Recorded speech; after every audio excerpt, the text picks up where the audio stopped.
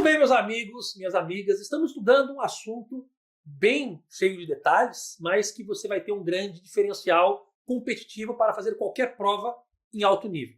Estamos falando das regras de transição do regime próprio de previdência social. E agora vamos estudar a regra de transição, que eu chamo de regra de transição número 3. Vamos comigo? Está aqui. Regra de transição número 3. Esta regra de transição número 3 é a do artigo 20 da Emenda Constitucional 103 de 2019. Então vamos ver o que diz o artigo 20 da Emenda Constitucional 103 de 2019, é a que eu chamo de regra de transição número 3. O servidor público federal, é dele que estamos falando, que tenha ingressado no serviço público, em cargo efetivo, até a data da entrada em vigor da reforma da Previdência, que é a Emenda Constitucional 103 de 2019, ele poderá aposentar-se voluntariamente utilizando a regra de transição que vamos estudar agora. Quando preencher cumulativamente, ou seja, ao mesmo tempo, estes 4 requisitos. Vamos a eles. Primeiro requisito: 57 anos de idade, se mulher, e pelo menos 60 anos de idade, se homem. Se a mulher já tem 57 e o homem 60, vamos procurar o próximo requisito aqui. Tem também, no caso de mulher, além da idade de 57 anos, a mulher tem que ter 30 anos de contribuição. E o homem, se já tiver 60 anos de idade, ele tem que ter pelo menos 35 de contribuição. Se o homem ou a mulher tiverem cumprido o requisito idade e tempo de contribuição, verifica-se se eles têm também 20 anos de efetivo exercício no serviço público. E se eles têm também 5 anos do cargo efetivo em que se der a aposentadoria.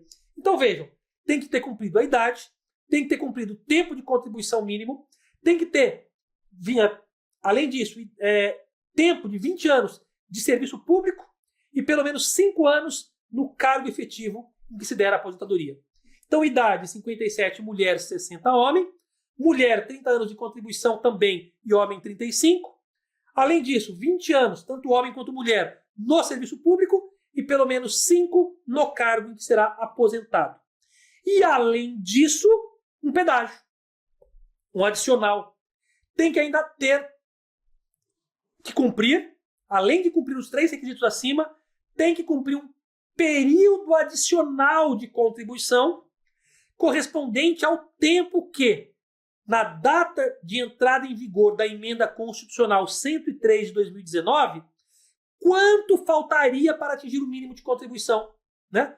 Quanto faltava para atingir o tempo mínimo de contribuição? Ou seja, quanto faltava quando entrou em vigor a Emenda Constitucional 103 de 2019? Quanto faltava para a mulher ter 30 anos de contribuição e quanto faltava para o homem ter 35? Vamos imaginar que faltava para a mulher mais 1 ano. Então ela vai ter que recolher mais, depois de preencher os requisitos, vai ter que recolher ainda, contribuir por mais 1 ano. Vamos supor que faltava para o homem, quando a reforma da Previdência foi aprovada, que entrou em vigor, né? Vamos supor que faltava para um homem 2 anos de contribuição. Pois bem, então, assim que ele completar os requisitos, ele ainda vai ter que cumprir mais 2 anos de contribuição. Não é só os 2 que faltavam. Não. É além de cumprir os 2 que faltavam, mais 2. Se faltava 1, ele cumpre o 1 que faltava e mais 1. Se faltavam 2 para cumprir o requisito, ele cumpre o que faltava e depois paga um pedágio de mais 2. Se faltavam 3 anos para ele cumprir o requisito, ele cumpre o requisito com os 3 e recolhe mais 3. Então vejam, não é simplesmente contribuir com o que faltava. Não, é verificar o que faltava e, ao alcançar o que faltava, recolher ainda este tempo dobrado, né? Dobrado significa não 2 vezes ele, significa o próprio valor dele. Então, se faltava 3 para cumprir o requisito, vai ter que ser o dobro, 3 mais 3. Se faltava 2, vai ter que ser 2 mais 2. Se faltava 1, vai ter que ser 1 mais 1. Ou seja, ele vai pagar um pedágio tendo que contribuir adicionalmente, após cumprir os requisitos, com o tempo que faltava de contribuição para ele quando da entrada em vigor da reforma da Previdência. E alguém vai dizer, Mas por que, professor? Eu respondo, porque o legislador inventou de colocar isso na lei, na emenda constitucional. Então eu só estou passando para vocês o que o legislador, né, viajou lá. Ele criou as viagens dele. Claro que é uma forma objetiva de se favorecer, né? Porque alguém vai dizer, puxa vida, professor, faltavam 2 anos e agora vão faltar 2 mais 2. Parece ruim, né? Só que tinha gente que faltava 2, vai ter que trabalhar mais 10, mais 15, com as novas regras após a reforma da Previdência. Então, muitas vezes, quem faltava 2 tem que contribuir só 2 além, às vezes não é tão ruim comparado com outros servidores que não tiveram o mesmo privilégio, né? Pelas regras anteriores à reforma da Previdência, eu iria me aposentar com 57 anos e meio, porque eu já teria cumprido mais do que o tempo de contribuição, teria reduzido a minha idade pelo excesso de tempo de contribuição. Veja, antes da reforma da Previdência, eu iria me aposentar na Receita Federal com 57 anos e meio. Hoje, eu vou ter que trabalhar até os 65 anos, ou seja, eu vou ter que trabalhar 7 anos e meio a mais para obter o mesmo direito que eu teria antes da reforma da Previdência. E eu não me enquadro em nenhuma regra de transição, porque eu não estava próximo da minha aposentadoria, né? Garoto jovem aqui. Então, como não faltava muito para mim, faltava bastante ainda para minha aposentadoria, eu me aposentaria com 57 anos e meio e vou ter que trabalhar até os 65. Então, aumentar 1 ano para quem faltava 1, aumentar 2 para quem faltava 2, não é o fim do mundo. Mas é claro que, né, essa reforma atrasou muita gente na sua aposentadoria. Pessoal, então vamos recapitular. Vem para a tela comigo. Servidor Público Federal, aqui da regra 3. Qual que é a regra de transição 3? Ter mulher 57 anos de idade e se for homem 60. 30 anos de contribuição se for mulher, 35 anos de contribuição se for homem. 20 anos de efetivo serviço público, homem ou mulher, e 5 anos no cargo, seja homem ou mulher.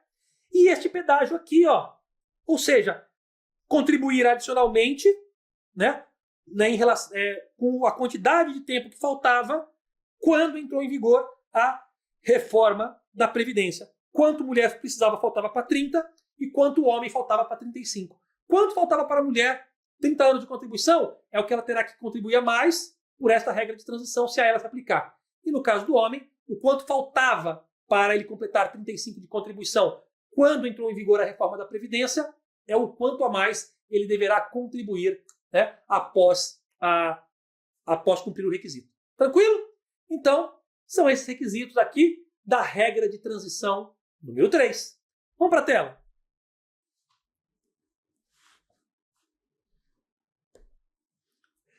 Regra de transição número 3 ainda. Para o professor, também tem essa regra de transição número 3 para o professor, se comprovar exclusivamente tempo de contribuição no magistério da educação infantil, fundamental e médio, terá reduzido para ambos os sexos tanto a idade, nesta regra de transição aqui, pessoal, não na 2, na 3, tanto a idade quanto o tempo de contribuição em 5 anos. Então, professor do ensino infantil, fundamental e médio, pela regra de transição número 3, reduz 5 anos na idade e também no tempo de contribuição. Beleza?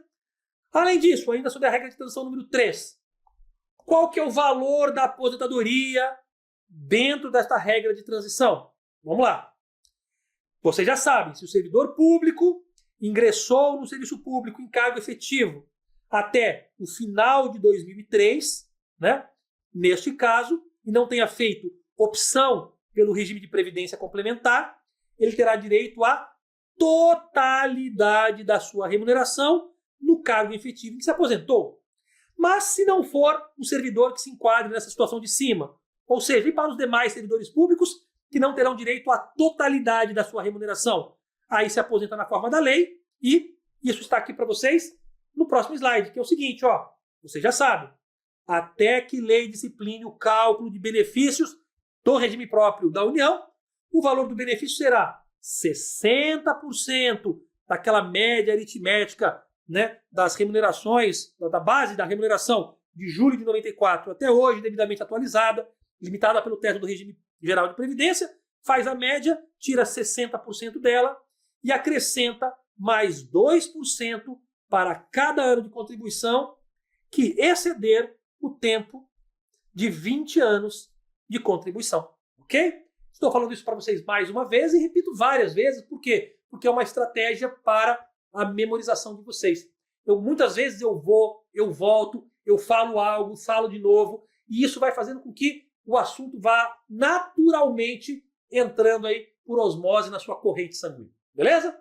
Mais uma informação? Bom, então o valor vocês sabem. Ou é para aqueles servidores antigos, antes, até 31 de dezembro de 2003, que não optaram pela Previdência Complementar, totalidade da remuneração, ou para os servidores que não se enquadrem naquela situação, esta regra aqui, 60% mais 2% para cada ano de contribuição que para o homem ou para a mulher supere 20 anos de contribuição.